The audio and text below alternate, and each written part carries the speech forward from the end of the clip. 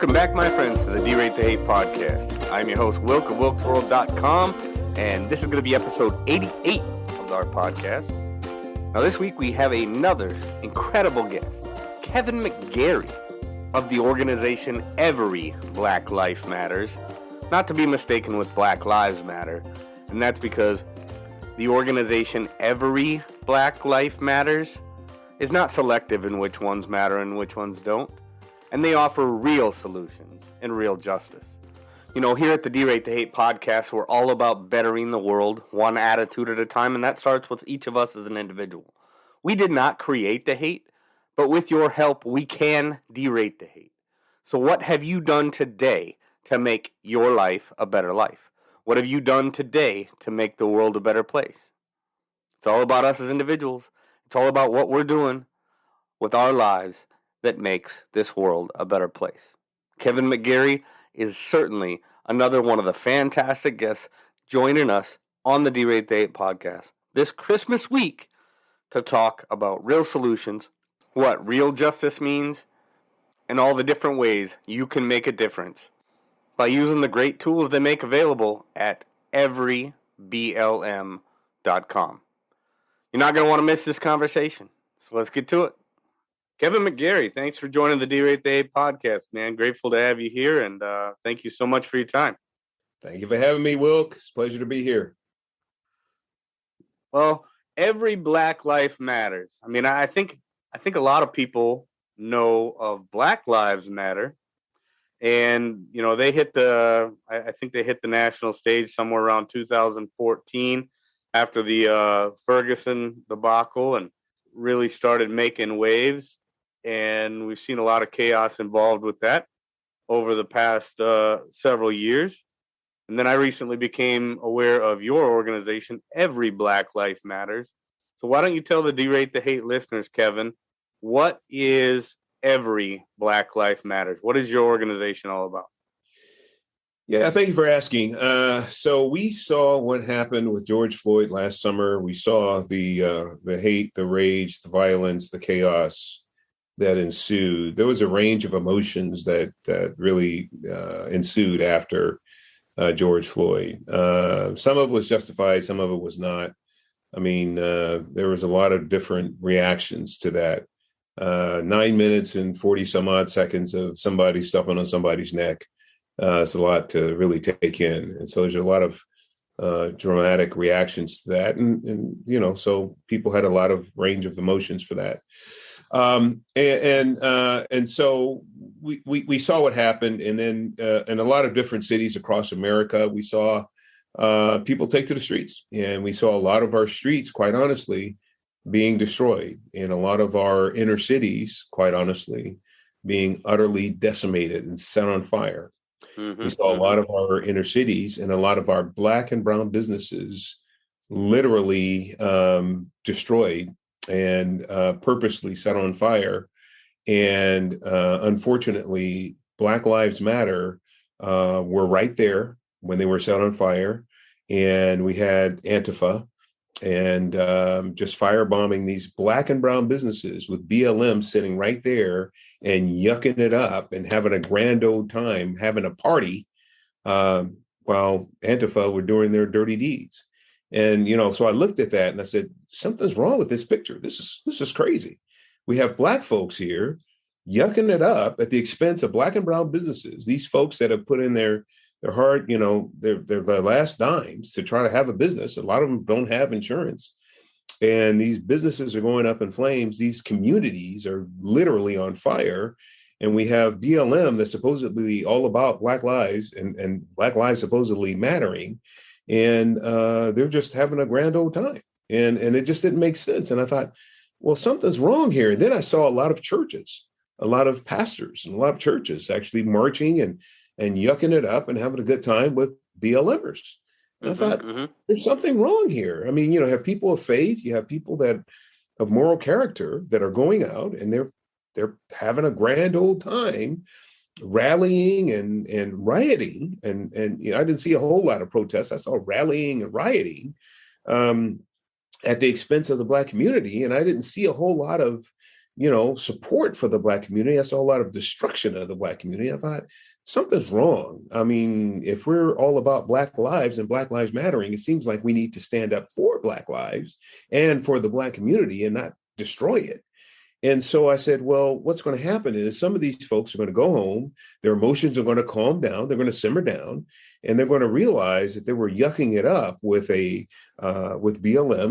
and they're going to go to the BLM's website. They're going to see that BLM, Black Lives Matter, stands for Marxism. They're anti-family, they're anti-man, anti-fatherhood, they're anti-school choice, they're anti, anything that really matters about actually strengthening the Black community. Mm-hmm. And they're all about everything that is actually going to undermine and hurt the Black community. And so I said, well, when they come to that realization and their emotions calm down a little bit, they're going to be looking for a righteous and faithful alternative to Black Lives Matter. And so my co-founder and I said, really, we want Black lives to really matter to people, because there is a plight. There is a real, difference and there's a disproportional plight in the Black community, and it really does need to be, somebody needs to pay attention to it, and it really does matter. And so we should really be the alternative to BLM. Because there's going to be a lot of people that really do want to stand up for what's right and righteous as it relates to Black lives. And so let's be the alternative. And so we just went to the BLM website and we took a look at everything that they stood for. And we put on our pillars everything that is the exact opposite of BLM. Excuse me, the exact opposite of BLM. And so while they're standing against fatherhood, we are for fatherhood. Right. While they're standing against the nuclear family, we are for the nuclear family. While they're standing against Marxism, we are standing for Marxism, we are standing against Marxism and we are standing for free markets and for capitalism. Right. I think, I think, Kevin, that's one of the things that attracted me to your guys' organization most is when I first checked out, every Black Life Matters, or every BLM.com, every BLM.org. When I first went there and I started looking at the pillars of your organization, your guys' mission statement, I saw that you were looking for real justice and real solutions. Yep. It doesn't take any strength or any courage to just complain and cause problems, but it does take a lot of courage to stand up and provide real solutions. Yeah. And that's what I liked most, Kevin, about your organization, was the fact that you really did point out there's problems. And I think everybody realizes, you'd have to have your head completely in the sand to not realize that there's disproportionate plight for the Black community in this country. There always has been. Yeah. And, I don't necessarily believe it has anything to do with institutional racism, but there is a lot of things going on in this country that need to be improved in the Black community in order for the Black community, the Black family, the Black individual to thrive in the United States. And I think most reasonable people want that. Yeah. But they're not getting it out of Black Lives Matter. Right, exactly. Like you said, there was a whole lot of rioting and rallying and businesses burning, as if it wasn't bad enough. The government's response to this pandemic, businesses being shut down, businesses being considered non-essential, as if, one livelihood is less essential than the other.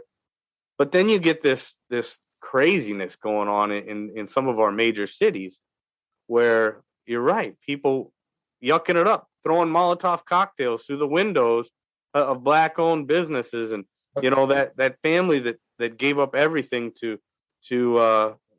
build something up in a country, or start a new life in a new country, and now all of a sudden everything they ever had is completely destroyed. So I love that real justice message, Kevin. So talk to me about some of those real solutions. First of all, I love the way you laid out the word real, and then you talked about justice. So let's talk about real justice.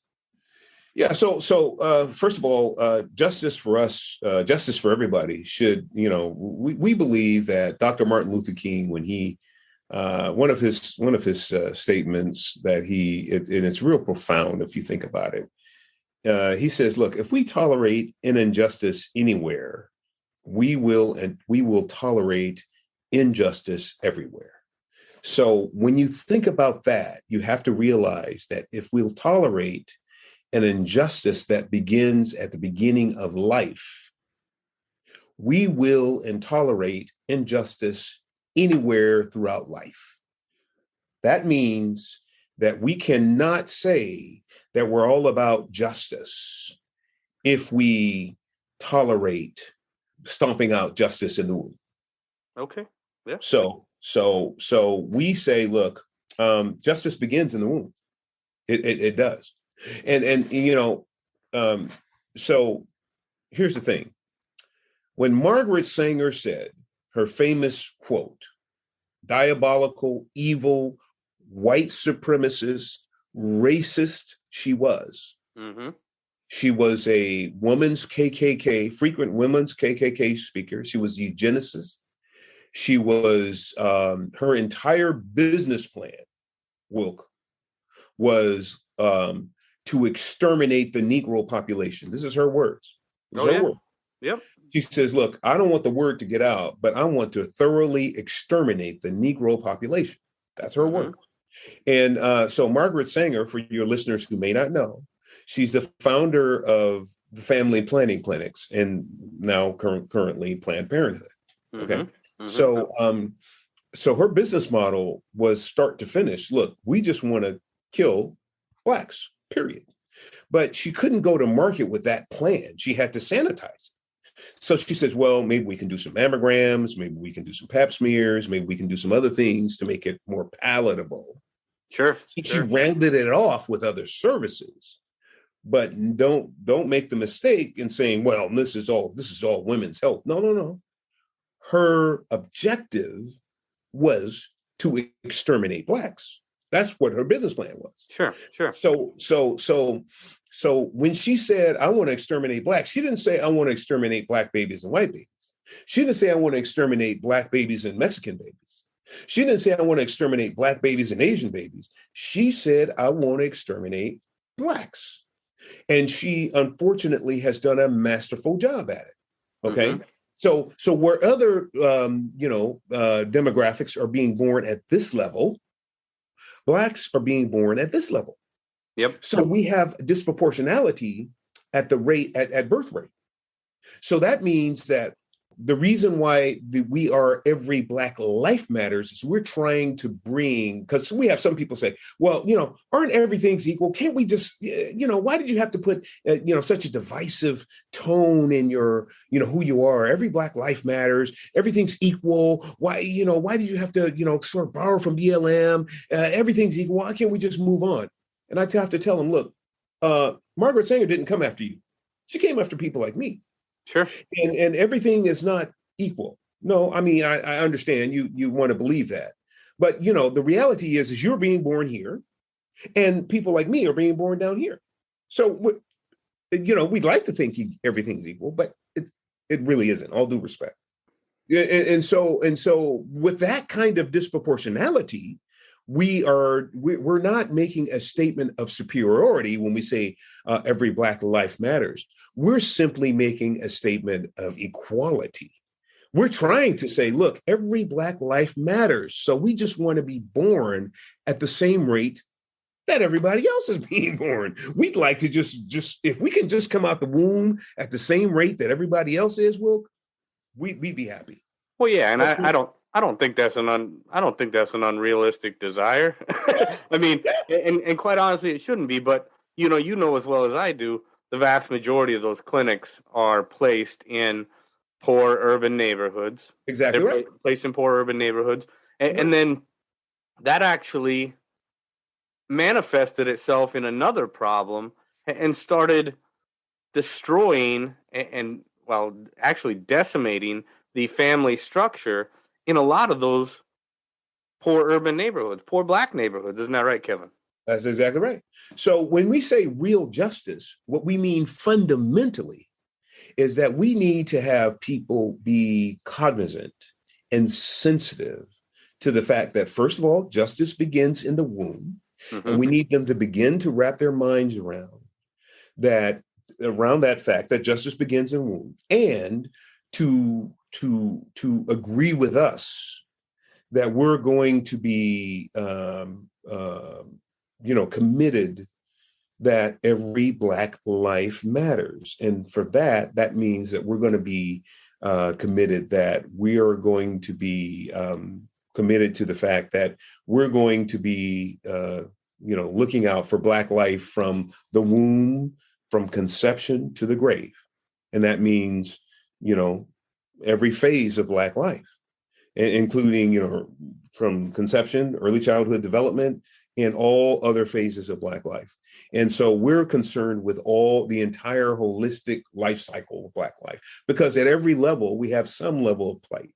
And that would be, of course, like what you're getting into now, early childhood, whereas, there was a real concerted effort to begin to take fathers out of the home, LBJ and all of his, machinations around, welfare and the Great Society, the debacle the Great Society Act and all of those things. We'll write you a welfare check, but you can't have any, the males in the home. So we got to make sure we get all of those things really did a great disservice to keeping the nuclear family together, which utterly destroyed the Black nuclear family.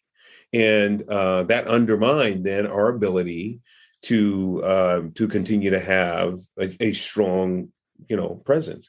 But, the two factors, Wilk, as you know, of course, the two factors that have the greatest impact on crime and poverty are fatherhood and education, level of education.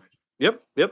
So, and these are things that progressives and leftists can help solve immediately if they want to align with, more conservative brothers and sisters. All they have to do is say, look, we're with you guys. We'll stand with you with helping with some of the workfare initiatives that you have to help reconcile some of these families and provide incentives for, fathers to reconnect with their families. You don't have to be disconnected from your families anymore to get a check. We want to re-incentivize fathers to reconnect with your children. And if you do, we'll give you some, some kind of incentive, tax breaks or whatever it is. Yeah, re-incentivize. Getting those families back together. Yeah, sure. Re-incentivize working. Working. I talked with Pastor Corey Brooks last week about there being dignity in work and bring that family back together. I talked to a number of people on this podcast about how important that having an active father, having the traditional family, the active father in the home. People are working for a living, the dignity in work as opposed to taking government handouts, and just what that ends up doing for the human psyche, and what that ends up doing to build up confidence and build stronger families, build stronger kids, keeping them out of the judicial system in the first place. You mentioned the crime. Yes, having an active father, having a strong male figure in the home plays a huge part. And that's why, when I talk about that I don't buy into, obviously there's a certain amount of systemic racism that can be found if you look at certain things. But I'll give you one example. Let me stop you right here. Sure. The perfect example of systemic racism is Planned Parenthood. Oh, yeah. They're systemically racist. What Margaret Sanger did is a perfect example. From top to bottom, she had a foundation to exterminate Blacks. She was a white supremacist. She was racist. She had eugenics, motivations. She purposely put all of her abortuaries in Black communities. To this very day, up to 90% are located in the Black communities. They would like to say, oh, well, they're just there because of supply and demand. And I always say, well, that's interesting, because if you're just there for supply and demand, but you say that you're just women's health in general, guess what? Women's, Walmart and Target stores have done all the demographic research for you for where women commune. So if you're just out for women and women's health in general, all your demographic research has been done by Walmart and Target.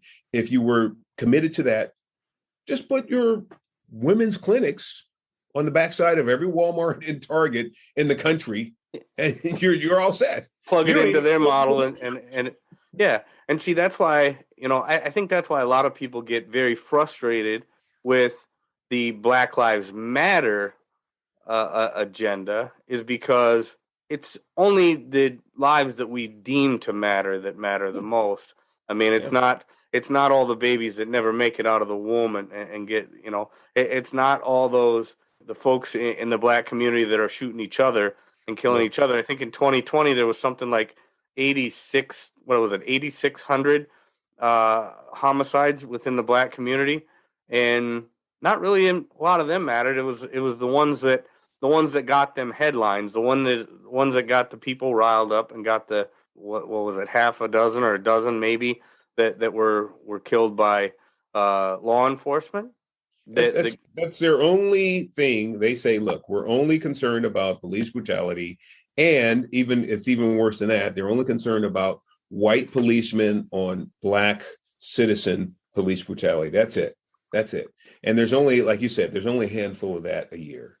All right. So they have a very, very narrow focus. Your average Black person is not going to necessarily endure that. I mean, we that's not the life cycle. That's not a holistic experience for your average, Black person. Our life experience is much more dynamic than police brutality from a white police officer on us. So we need much more than what BLM can provide. Yet BLM has all of these endorsements, all of these corporations, over $10 billion in commitments over the next 10 years from these corporate benefactors. So I don't understand how this how much of that money, Kevin, how much of that money is actually going back into the Black community? Because, like I said, you guys are talking about real solutions. I haven't seen any. Talking about real solutions, and I'm guessing you don't have a $10 billion endowment. No, because if you did, there'd be a lot of real solutions being taken care of. I haven't seen any of that money go back to the community. I haven't seen any of that money go back to those babies that have been slaughtered in the streets of Chicago via stray bullets. I haven't seen any of those families I haven't seen them come alongside of any of those families that are hurting and grieving because of their babies that have been hurt and slaughtered in the streets of Chicago because of stray bullets. Even, I haven't heard of any stories of BLMers coming alongside of people that are hurting in the community. That's just it. I mean, I think Chicago's fixing to pass 1,000 homicides. Chicago alone is fixing to pass 1,000 homicides this year for the first time since I don't know when. Yeah. I mean, it's been a very, very long time. I mean, we've seen a 30% increase over the nation in overall homicides in the past year. There were more Black children killed in Chicago in the past year, in Chicago, than were killed by all law enforcement in the whole country. But you don't hear that coming out of them. You don't hear that coming from the news media. You don't hear it being said by the politicians. You certainly don't hear it coming from the mouths of Black Lives Matter. And with that amount of money, they got big microphones. They could be standing up to it, but they're not. And I just, that's why on the Derate the Hate podcast, I'm not afraid to point out the obvious. And the obvious is that the politicians and Black Lives Matter, and they're not addressing the real problem. They're not about real solutions. Right. They're about, inciting hatred, inciting division. And it turns a man's stomach to see it happening when there's organizations like you and every BLM that have the answers. They have the solutions. You guys have put the thought into it. You guys have the pillars that make that clock tick, and look, the real solutions are there. The real solutions are try to, as much as we can, encourage fathers to reconnect with their children. We know that there's a hookup, mentality out there, and there's a lot of men that have children in different places, and we know that a lot of men feel like they're inadequate and they really can't reconnect with their children for whatever reason, and so we know that mentality exists. What we try to encourage men to do is look. This is not about being, the perfect father. This is about being just reconnecting with your children, just so they know who you are. They don't need to know that you're a perfect person. They just need to know that you're their father. They can learn from you even in your imperfections. I learned from my father, who was just a horrible alcoholic all of my formative years. Now, what I learned from him is that I saw the destruction out of his alcoholism. And I learned that I can't, take for granted alcoholism in that way and become that kind of a person. I can't be casual with alcohol. So he taught me a lot, and I didn't begrudge the lessons I learned from him while he was in his stuff. It was very important for me to see that. So we have lessons that our children can learn even as we struggle with life's issues, whatever they are. So, it's not about, hey, I have to get my life together first before my children can see me. No. We just have to connect with our children so they can see who we are, learn who we are, and just walk through life with them, whatever it is. And because they could still learn from us, and we can still teach them whatever it is they need to learn from us. And then later, my father came out of that. He's a mighty man of God, just an awesome man, just an awesome mentor and hero of mine, and hero in the faith. And it's just a wonderful story. But the whole idea that we need to teach fathers that the important thing is that you can help, prevent your child from being a poverty-stricken or crime-stricken or whatever it is by just reconnecting with them. You don't being necessarily, present. yeah, just be present. You don't have to live with them in a nuclear family. We know that's not realistic for a lot of people. Some of the young lady that you were with is probably remarried and moved on, and that's fine. Things happen, but just reconnect with your child. That's important. Now, the other thing that we need to do is we need to encourage school choice programs. Children learn at different, there's different methodologies, different learning platforms, different, things different ways that our children need to learn. And school choice is vitally important, especially today, because we have the government, teaching Indoctrination mills, and they want to teach our children, flawed history and how to hate and all this other stuff. And they want to overly sexualize them, pervert them very, very early and get them all crazy and perverted. And so it's very important that we have different learning methodologies. We have charter schools, we have parochial schools, we have all these other learning methodologies, and we get our children to have a way that we can teach them and we can further them academically, so they can have a rich learning environment, and they can break the cycle of poverty, being relegated to government schools and not having a rich learning and academically challenging environment, is because they've been relegated to government schools. So we need to, if we can do that, that will go a long way to reducing poverty and reducing crime. But unfortunately, in most cases, our law, our school boards and our civil servants don't want to release especially Black and brown communities. They want to keep us, handcuffed really to these, the dilapidated, very, very dangerous public schools, government-run schools. They want to keep us handcuffed to these, obscene. It's a modern day plantation. I think I think Candace Owens says it best when she talks about governments keeping minorities, people of color, on a modern day plantation, keeping them addicted to government, Yep. keeping them in the areas that they want them kept. Yep. And it's sad. It really is. I mean, I can't see a reason. I've talked on this podcast with a lot of people about school choice, and we've not really talked about it in the realm of race, but I can't see how that's not a huge part of it, because It's huge. again, those schools that are in the urban areas, those schools that are that these kids are relegated to be in, they're the worst performing ones. They don't give those kids an opportunity, like you said.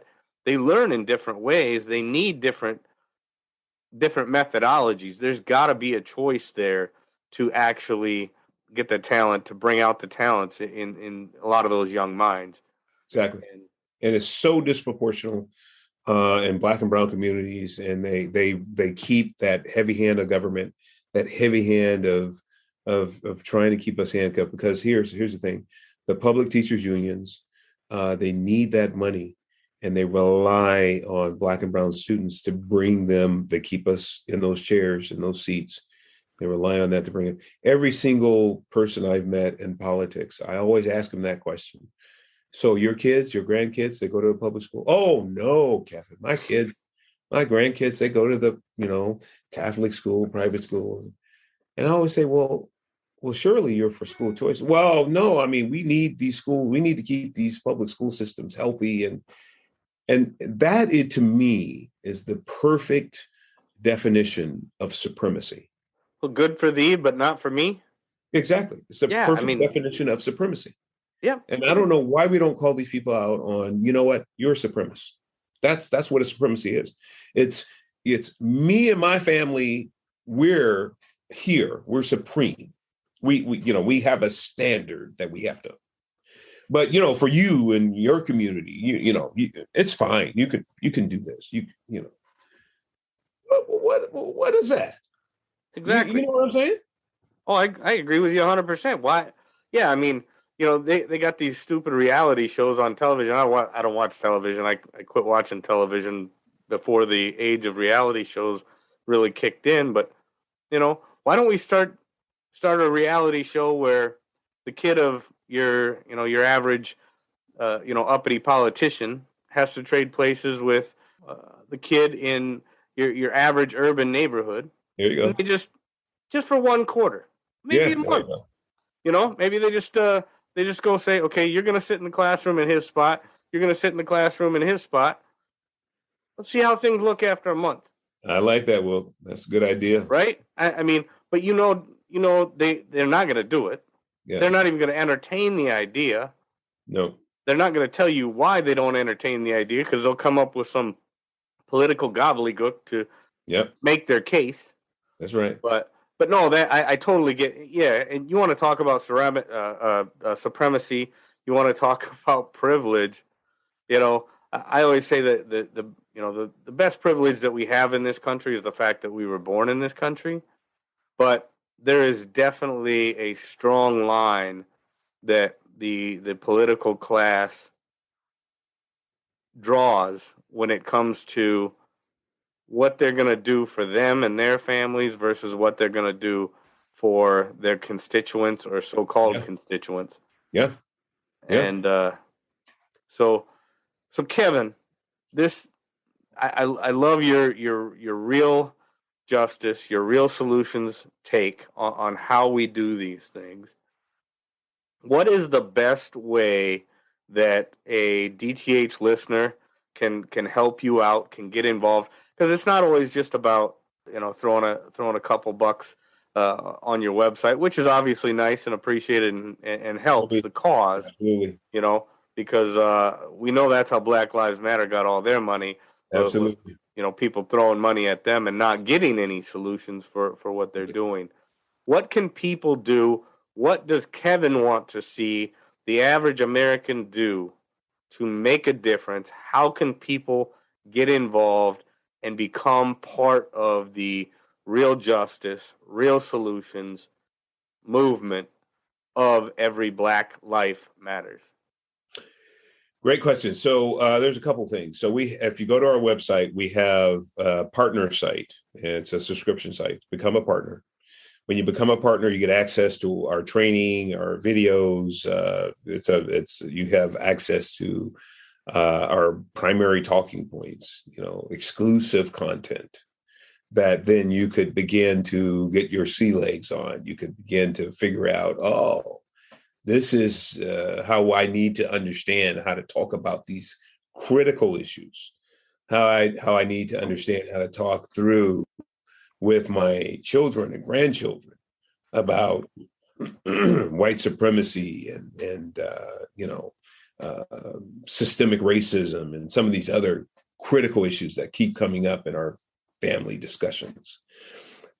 We break all of these things down in our trainings. We have what we call Remnant Rising trainings that we go around the country, and these trainings are actually videotaped and available to our partners. You just become a partner. So if you go to our website, click become a partner, subscribe, become a partner, and just do that and get educated. The biggest issue that we have right now is people don't really understand what's going on. And so they feel powerless. And when you feel powerless, you're just a deer in the headlights. You just don't know what's happening. And you're just waiting for the world to kind of collapse in on you. And we want to give you hope. We want to give you encouragement. We want to give you the capacity to really understand what's happening. And the only way you're going to be able to navigate, maneuver, and what's happening with everything swirling around you is to get educated. And the start of that is to go to our partner site and start to learn. So you can do that. The second thing is go to our resource panel. We have a resources panel in there. And we have a CRT resource panel where you'll be able to see, you can become an activist overnight. Literally, we have CRT's template letters. They're already written. And you can begin, you can then print out these letters, put your name on it, and send these letters or send these emails out to your city councils and your school boards and send them, or corporations, and different types of templates for different types of scenarios, depending on who you are and what your scenario is. We have all kinds of letters already pre-written, ready to go for you as an activist. So we want to activate you and get you out there and get you going as an activist. So it's already there. So your parent groups, your activist groups, we're ready for you. Number 3, we also want body autonomy, body sovereignty. Is the ultimate freedom. God gave each and every one of us the freedom that nobody, no government, no mandate, they can't take that away. Right. And so we are all in on that. This is not about being anti-vax or anything like that. This is about preserving fundamental human freedom. And so we have a resource panel for all COVID information, ivermectin, and all the kinds of therapy and exemption letters and doctors and attorneys and all that kind of stuff is there for you as well as a resource. So go to that and get other resources on that kind of stuff as well. We are here as a partner for you. And so we want people to be educated, empowered, and have the fullness of the capacity to maneuver in these crazy times. We have an overbearing government that is unrelenting. We have an overbearing culture that is unrelenting. We have a woke culture that is demonic and insidious, and it will gobble you up and spit you out, and you won't know what hit you unless you are fully aware of what's happening. And so we want to equip you and give you everything you need to know. Go to our website, get educated, and do that. Also, you can invite us out to your community, to your church, to your community center, whatever it is, and allow us to spend a day with you and have our conference there. We'll come out and do that. So, such an incredible message. Such an incredible message you have, Kevin. So important. The tools that you're providing for people couldn't be more important. I mean, and a lot of tools. Like I said, I love that real solutions message. I love it when people are not just complaining, but providing solutions. And that's what everyblm.com, everyblm.org is doing. Kevin, you and your organization is awesome. One of the things that I saw on your website that really stood out to me, and I'm just going to read it here real quick because I like it so much. It says, when there are injustices, they must be dealt with, but all attempts to create an artificial racial divide must be met with strong resistance, or our nation will crumble and be taken over by totalitarianism. We cannot, we must not, and we should not be divided. So stand with us. Your Absolutely. message is so important. The work you're doing is so important. And God bless you for doing it, Kevin. You guys keep up what you're doing, and I can't tell you how much I appreciate it, man. Thank you. We are all God's children. We are one race, man. We are not to be divided. We are to be united. And we're in this fight together. And so we want everybody to know that every Black life matters. And what we're saying with that is that every life matters. And you can get clarity on that. If you go to the website, there's actually a page that explains what that means. Yep.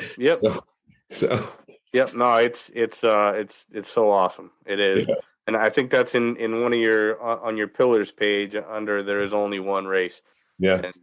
And actually I had a great conversation. I don't know if you're familiar with Angel Eduardo. Back in episode 74, I talked to Angel Eduardo. He had a great message and talks about that. He disavows the idea of race. Yeah. He understands that there's racism, but disavows the idea of race. Yeah. And it kind of goes along with that. So It really is a great social construct. It really is race is not, it's a Marxist thing. I mean, it is. It's nonsense. It's a way to keep us divided. And the way that the people in power stay in power is by keeping us divided. So yeah. I love your message. I love the unity you're trying to spread, Kevin, and keep it up, my friend. I can't tell you how much I appreciate it. Thank you, brother. Thank you. Appreciate it. Glad to be here. And, hey, you need me to come on again, let me know. Let's do a check-in in a few months. Let's keep it going, brother. I'd be happy to have you, man. All right. God bless you, man. Hey, enjoy the Christmas season. Be healthy, be safe, and God bless you and your family. Friends, there could not be a more stark contrast between those that are out to provide real solutions and real justice for those that have been done wrong, and then those ones that are out there just to cause more trouble and keep us divided. Now, Kevin McGary and the folks over at Every Black Life Matters are definitely on the side of providing unity and real solutions. They're definitely doing beautiful things to make this world a better place. The world in which we live right now, we're often struck by and often bombarded by those that know the least but have the loudest voices because they have the most money, they have the biggest microphones, they've got the government microphones. But it's citizens like us, citizens like Kevin McGary, that can make this world a better place because they do provide real solutions. They are about unity and bringing us together. Again, you must check out some of the fantastic tools that they're offering over at their site, everyblm.org, everyblm.com. So you can definitely check out that link in our show notes. Find out more about Every Black Life Matters by checking out our show notes on DerateTheHate.com. As always, friends, I just have to ask, we can't make this happen. We can't make the world a better place without your help. So share the Derate the Hate podcast. Get on any platform where you get your audio. Leave us a rating. Provide us some feedback. Share us with your friends. Promote us wherever you get an opportunity. And when you do that, it helps me to keep on getting these great guests. So, friends, I just want to say Merry Christmas. Thank you very much for all the support that you've been giving me and giving us here at the Derate the Hate podcast. I can't tell you how grateful I am for it, how much I appreciate you, and all the help you're giving me. We've had some incredible guests lately. I just launched this past week. I just launched our new Sunday Morning Coming Round podcast, which is a new style of podcast we're probably going to be doing once a month, once every couple of months. Sunday Morning Coming Round. It's kind of a round table with a twist. Just did a cool round table talking about enhanced gun safety measures versus personal gun ownership and the Second Amendment. Very, very cool conversation with some very informative guests there. Had some great guests lately. Pastor Corey Brooks, Chris Singleton, Barbara Allen of the American Snippets podcast, and Chris Sherwin of the Three Cops Talk podcast. So we've had some great episodes lately. I'm incredibly grateful. I couldn't be more grateful, honestly, with what we've been able to do here at the Derate the Hate podcast. So check out those former episodes. Spread this episode far and wide. So important. Kevin McGary and Every Black Life Matters. Such an important organization. And with that, I'm just going to say, get out there. Be kind to one another. Be grateful for everything that you've got. And remember, it's up to you to make each and every day the day that you want it to be. Again, my friends, Merry Christmas. I am so grateful for all of you. And with that, I'm going to back on out of here. Catch you next week.